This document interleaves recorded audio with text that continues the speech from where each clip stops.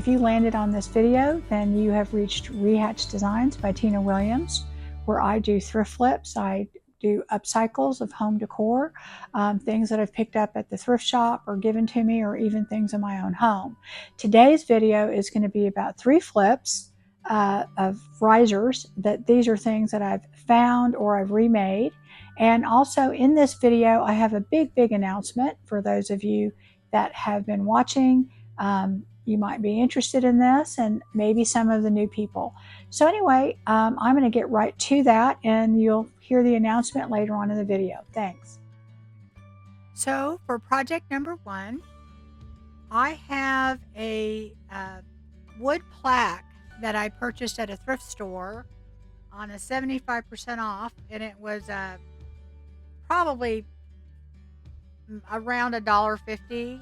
It did have a little crack in it, in one of the slats in the wood, and I'm just taking some of my air dry clay. This is Jovi. You can use any kind, and I'm going to go ahead and put that in there, and I'm using my little scraper tool there so that I can even it out. And after it dries, I'll go ahead and sand that off and get it all nice and smooth. And then what I'm going to do while I'm waiting for my clay to dry, I'm going to go ahead and take these little feet. They're actually wood knobs that I purchased on Amazon, and I will link that in the description box. And I'm just taking some of my Dollar Tree glue, which is equivalent to like E6000. And then I'm going to take a few drops of my Gorilla Super Glue. I like to use a super glue with a longer glue like E6000 or this similar glue, so that the combination of a quick bond and then also really good tight bond later. And then I will probably set that aside for about an hour for the feet to bond really well before I start working with this. I'll make sure I get all the excess glue off, and I'm making sure that I put the feet like right at the edge. And this is wood, and it's basically raw wood, so the wood to wood, it should stick extremely well. And I did sand off my little portion that was we repaired. And now what I'm doing is I'm covering this with about 2.5 coats of DIY paint, White Swan, and I'm going to go ahead and go over that for 2 coats with this, and then, well, 2.5 really. I go over the top another time, not the bottom, because I have all that black lettering, and of course I could have sanded that off, but I knew that we'd be putting several layers of paint on this so that it would be covered. So anyway, I'm going to go ahead and do that and make sure that's all dry before we move on to the next part. Go underneath it, and it only takes 2 coats on the rest of it, because I'm not looking for perfect coverage here, because we're going to go over this again with some chalk paint. And I'm going to go ahead and use this chalk paint, and I'm going to mix it 50-50 with water, and I'm going to go over it a total of 2 times. But in between each layer, I'm going to go ahead and use my heat gun so that I can make it pretty chippy. I want it to be very rustic and kind of chippy. And of course, you could always use,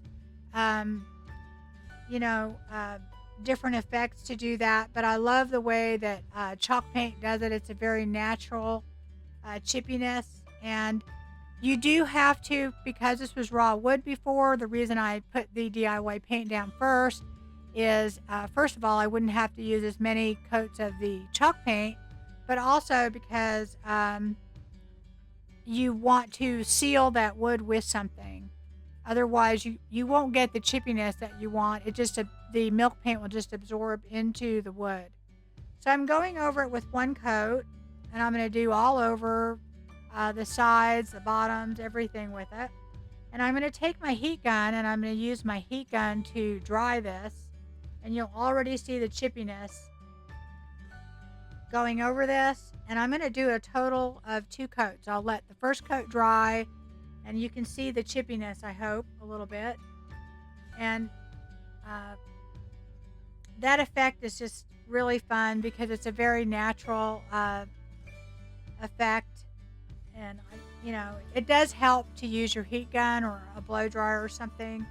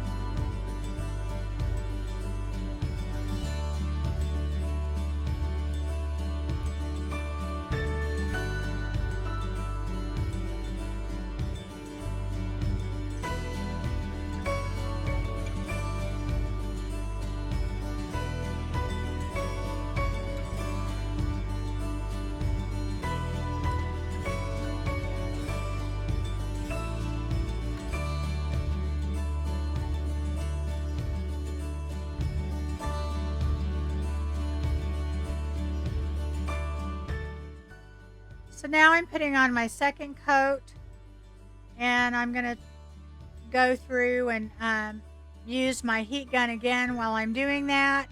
And I actually got some really big cracking, and I'm going to kind of patch that up, but it's still going to crack when I go over it. The second coat a lot of times will crack more because you're reactivating the milk paint with the next layer.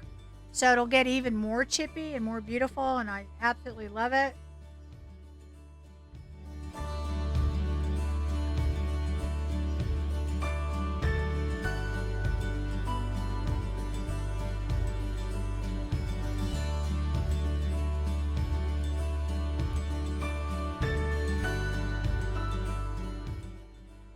Okay, so when I was done, I sprayed some clear sealer over it, and now I'm going to use Paint Couture after the sealer's dried, and this is Van Dyke Brown, and I'm going to go ahead and use the Paint Couture over this to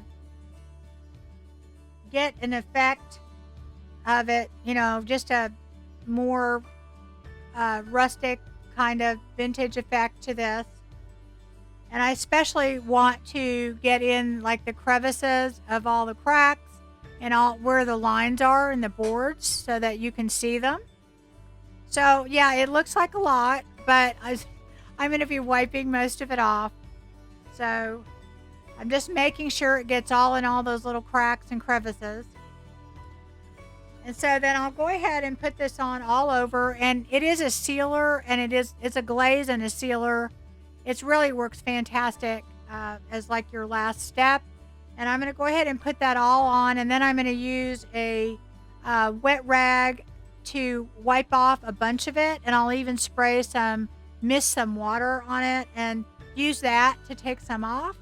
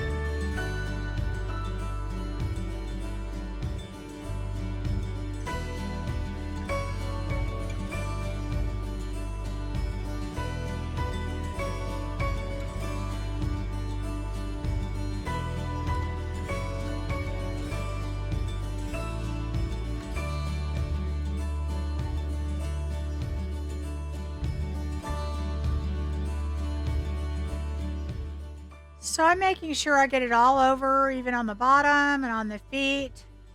And as you can see, I wiped off a lot of it. And anywhere that I thought there was like too much, you can use a damp rag, or like I do, I mist it sometimes and I'll spray it. But I am trying to make sure that all of those little, uh, cracks and crevices are done. And I really love the way this turned out. This is something that you definitely can use in your decor. I will use it in my booth, and I know it'll sell. These things sell for me very quickly.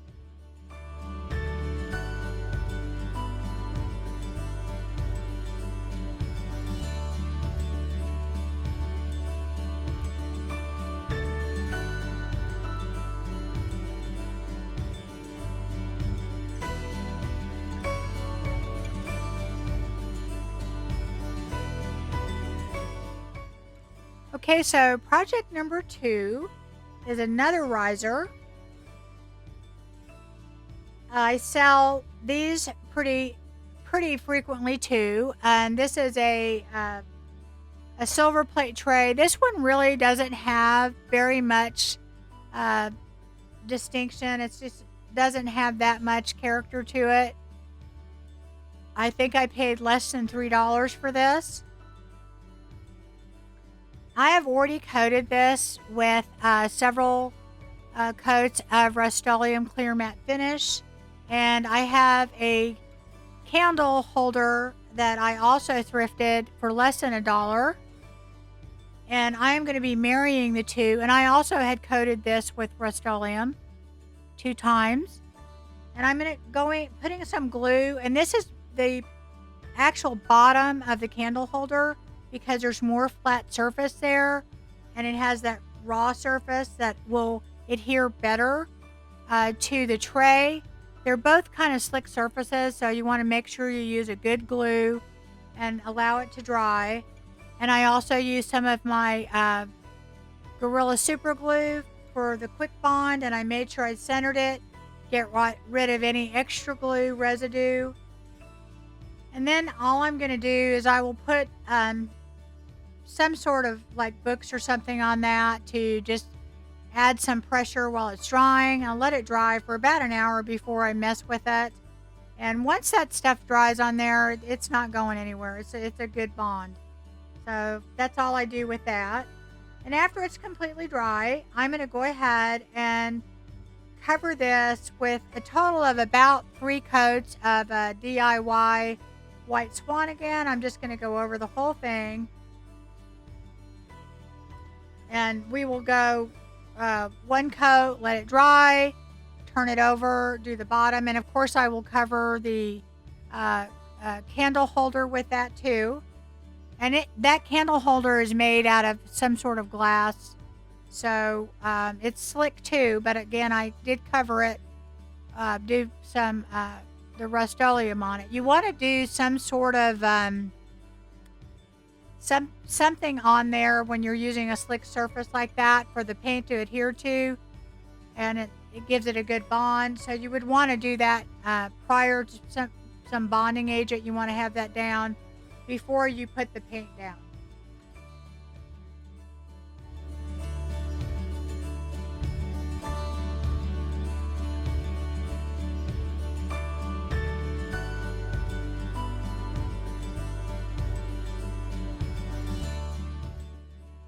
So after I do my 2-3 coats, I am going over this after it dries with a clear sealer, and I use Dixie Belle Matte.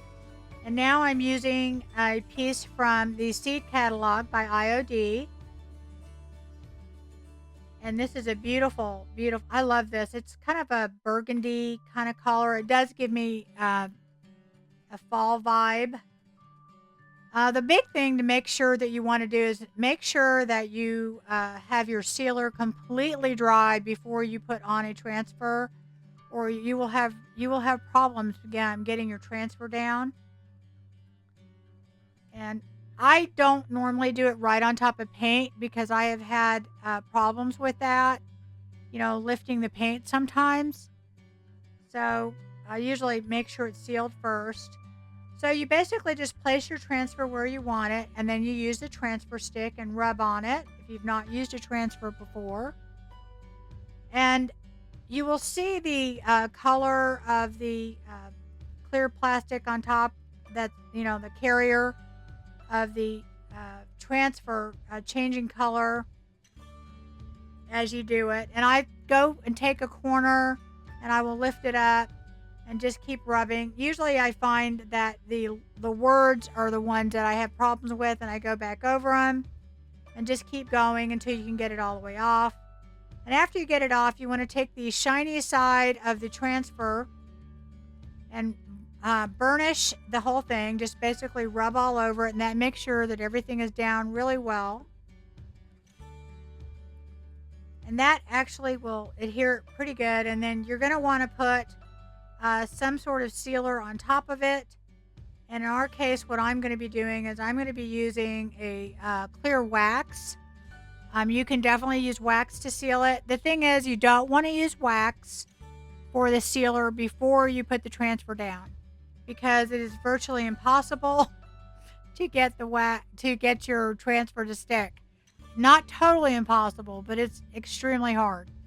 So what I'm going to do here is I'm going to go ahead and put my wax on and rub the extra off. And I have a little bit of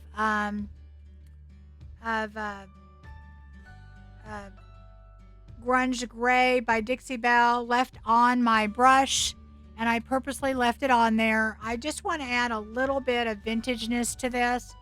I didn't really go in and get more Grunge Gray. I just left what was on my brush from a different project, and I'm going to use that on here and kind of rub it anywhere, just to give it a little bit more character, and use it around the edges so it goes into those little crevices.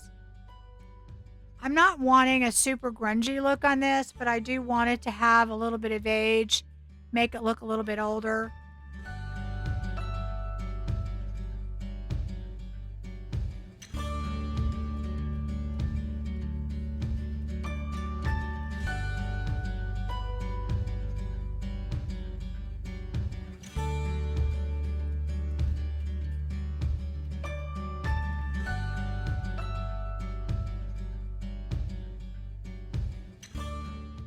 So after I put all my wax on, I will go ahead and wipe off at the excess wax, and that is our finished project there. I love it. I think it kind of has a fall vibe, even though it says May, and that is something that I know will sell very quickly in my booth, and it's something that would be beautiful in your home, and it was very easy to make.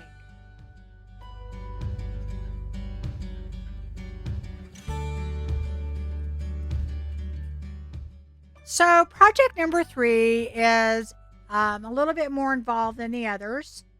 We're going to be using some quick drying casting resin, and I will link that in the description box. I get it on Amazon. And I also am going to be using multiple molds from IOD, the Classic Elements, the Olive Crest, the Trimmings 2, and the Dainty Flourishes. And on the Trimmings 2 mold there, I'll be casting a portion of that like rope looking one there. And all you do is it's 50-50. You put part 1 in, and then you add the equal amount of part 2, and you mix it, and you go ahead and pour it. And I do kind of a sloppy job of pouring this first set, but it'll still work. But anyway, I go ahead and pour that in, and we will in 10 minutes be able to pull it. And I'm going to pull it kind of early in that little rope mold. So I'm going to go ahead and pull it, and it's kind of flexible. And what we're doing, guys, is I have this board. It's just a board that I have in my garage, and I've already attached some feet just like we did before on the other project. I didn't want to repeat that process because I guess it's getting kind of boring. Basically, we did the same thing. And I'm adding some of this casting, the molding, while it's still very pliable. And I'm just going to use my Gorilla super glue on that. And I put a couple drops on each one. And what that's going to do is it's very pliable right now. And I'm putting that glue on, and I'm going around the corners so that the corners will basically be mitered because I'm curving it around. So I do that on all four, and like I said, I'm just using my super glue because it bonds quickly. And now what I'm doing is I'm casting quite a few more uh, um, molds. Or doing, like I said, I'm using the Classic Elements Olive Crest Trimmings 2 and Dainty Flourishes. And of course, I'm doing quite a few of that little trimmings mold rope to go all the way around the edges. And I glued all of the rope edging around the edges of the board. So what I'm going to be doing is I'm using my Tight Bond glue, and I'm going to go ahead and just basically paint all of the different elements that I decided to put on there. It took a while to figure out what I wanted where, and I ended up with a lot of extra pieces, which is always great for me because I have like a little plastic baggie I keep them in, and then I have extra ones. You never know when you're going to need them. And that Tite Bond glue will definitely dry within an hour. And of course, since this is going on wood, it'll work fantastic. And it'll dry within an hour and be a great bond to this. So that is no problem. And I'm just trying to make everything symmetric with this. Make everything level and then try and line it all up. And that takes a little bit. And so after I do all that, I have the bottom piece there. I add another little extra piece that I cut off from another piece. I think that might be the Dainty Flourishes. I'm not sure. And I go ahead and I add that. There seems like it needed something down there. And I let all of that dry for about an hour. And then I come in with a Dixie Belle buttercream. And I'm going to go over this board 2 times with the buttercream. Probably about 2.5. Actually kind of go over the front portion of it, maybe a little bit more, because I'm just going right onto raw wood. And of course, I'm making sure I get my molds as well. And all of the sides. And of course, I let the glue dry before I did this. But it will go ahead and, seal the wood, and it'll also get rid of any of those gaps because the paint's pretty thick. I'm going to go over the whole thing and then let that dry.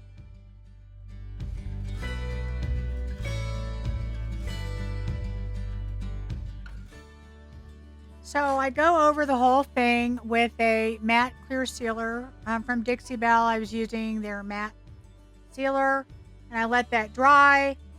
And now what I'm going to be doing is I'm going to be putting a transfer on, or transfers from French Blue from Prima. It's a 3-part set of small transfers, and I absolutely love it. I'm really into this whole blue and white thing, or blue and cream, or whatever, lately. And you're seeing it a lot, I think, in decor. So I'm going to sit here and figure out exactly which ones that I want to put where, and kind of cut them all out and get them placed where I want them. And then, of course, you know the drill. We're going to go ahead and cut them to fit. And of course, you leave the transfer sheet on, and then you're going to place them down. And then we're going to use a transfer stick to put them all where we want them.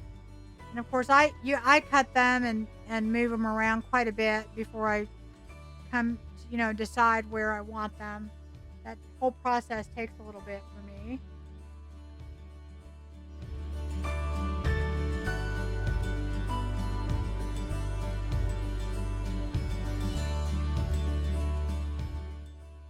So after I decide where I want everything, of course, I'm going to take the bottom part of the transfer off, and then just keep the transfer sheet on there. And then I'm just going to go ahead and use the stick, and then go through and rub it and go, piece by piece, and make sure I get it all on there really good. and grab the corner and make sure it's up. And if it doesn't, is not, down there all the way, then you just go back and rub some more. You can kind of tell when you're pulling it up if you feel resistance, if it's pulling up, the transfer instead of lying down like it's supposed to, and then you just go back over it until you can get it off there pretty good. And it's pretty easy for the most part. You just want to make sure that your top coat's completely dry when you do it. And I just go from piece to piece and do that. Okay, so now all I'm going to do is I'm taking some of my Paint Couture Van Dyke Brown, and I'm going to go ahead and go and take some of that and go in all of the little castings. Make sure that I get in there really good. Get all that detail with it.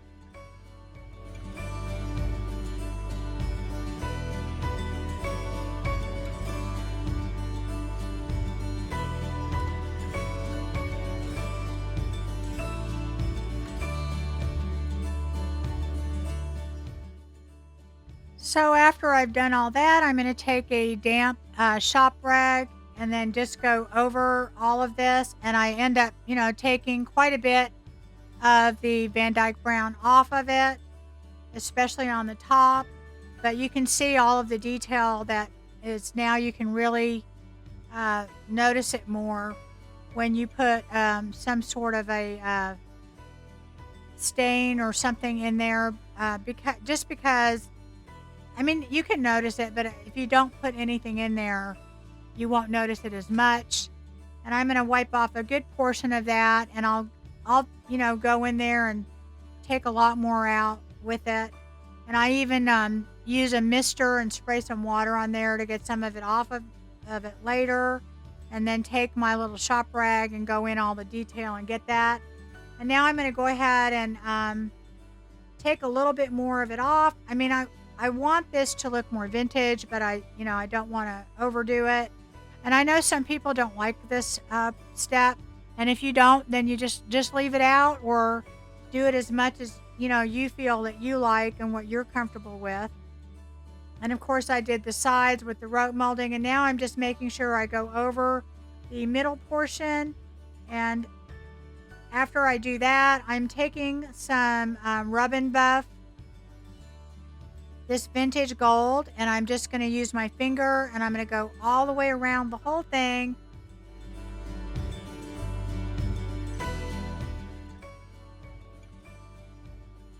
So now that is the last project, and I think it turned out beautiful. It did take a little bit more and a little bit more involved, but I absolutely love it. I think it's gorgeous. Don't know if I'm going to sell this or not. I think I might keep it for myself. So anyway, that is it for our projects today, and stay tuned for my big announcement.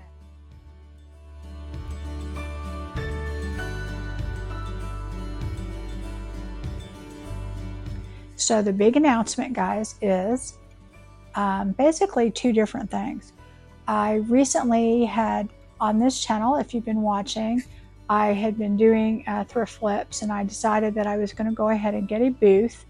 I was making so many things, I needed somewhere to put some of them. And I opened a booth in North Richland Hills Painted, and I did that about, we're going on my end of my second month now, and it's done pretty well. Well, I was offered a booth in another Painted location, which is Highland Village. And originally they didn't have room there, or I was turned down actually. And I think that they realize that the things that I'm offering people want. I'm doing pretty well. So anyway, I decided to go ahead and open, it's a small booth there, and I'm going to be doing that. And then not more than a week later, I was offered a bigger booth at the brand new Grapevine Painted location. So I'm actually in the middle of opening two more booths, and it's in the same kind of area where I live, but and I'm doing that. And then on top of that, Originally, when I opened the North Richland Hills location, my very first location, I had applied to be a stockist at different paint companies and other companies. And since that time, I ended up getting an approval for pretty much all of them that I wanted to do. So, on top of, getting these booths ready, 2 other booths, and they're basically opening at the same time. There's a grand opening in Grapevine. They're already open for customers, but the grand opening is on the 13th of July. So we're rushing and we're doing a lot of things to that booth. That booth is going to be mainly home decor, and that's pretty much it. Then the North Richland Hills and my other location in Highland Village, those 2 are going to have home decor, but I'm also going to be selling IOD, and I'll also be selling fusion paint, paint couture. I'm going to be doing some paint couture stuff, and Sweet Pickins milk paint. That's the big announcement. I applied pretty much everywhere I applied. They wanted me.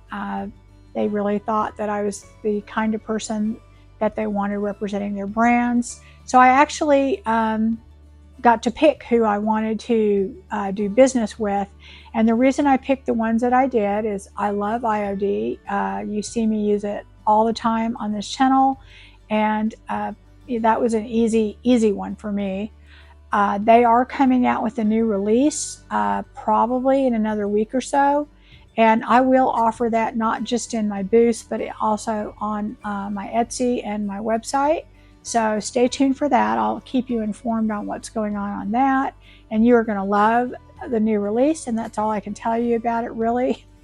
It has some really, really new fun stuff. Their stuff's always great. So, and I stocked up. I have a lot. I know a lot of times they sell out the first wave, and I think I bought enough to where we'll be pretty good. And then of course I bought some of the older items that I think that are great to have in your arsenal. Then fusion paint, I absolutely love fusion paint. I haven't used it that much that I've told you on the channel, but I have made in doing this whole booth process, I have been painting different pieces of furniture, and I have used fusion paint for that. And I have come to realize that I think it's for that purpose probably the best paint out there. And I wanted to represent brands that I believe in and that I really thought were a good product, and the top of the line. And fusion is definitely that. So I will definitely be having that available for people on my website and also in my Etsy account. And then Paint Couture, I like Paint Couture for all the different things that they have. They have a huge variety of different glazes and metallics and all kinds of things. Even though there's some overlap, there's actually very distinctive products that they offer that I don't think anybody else offers. And I wanted to make sure that when I was doing things on my channel that I represented different types of material or supplies, different price points, and a vast variety of things. So I wanted to include Paint Couture in that. And I also have a junk journal channel, and a lot of the things that Paint Couture offers I would use in junk journals. So that's one reason why I wanted to include those. And then lastly is, but not last, the Sweet Pickins milk paint. I absolutely love it. They offer a huge variety. I had no idea that they had the amount of colors that they do. And I have really, really come to love using milk paint.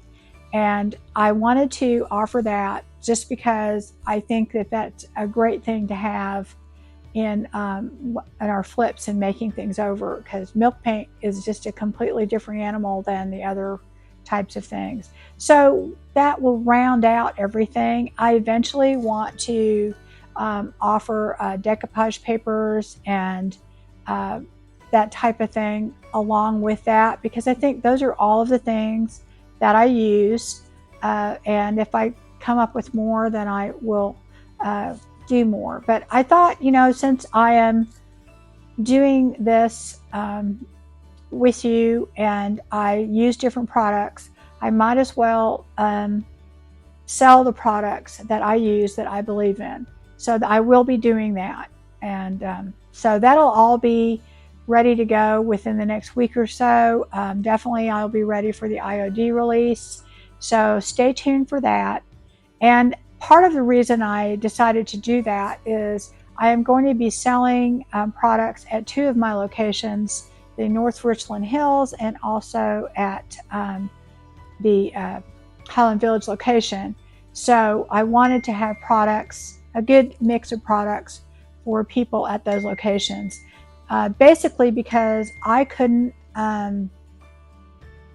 possibly make enough things to fill 3 booths all the time. Eventually I might have enough, but so for the most part, I'm going to be selling a lot of paint and all those things that we mentioned at 2 of the locations, and I will have some home decor at both, but my main home decor booth will be in Grapevine, and I won't be selling any paint or anything or IOD or anything there at this point.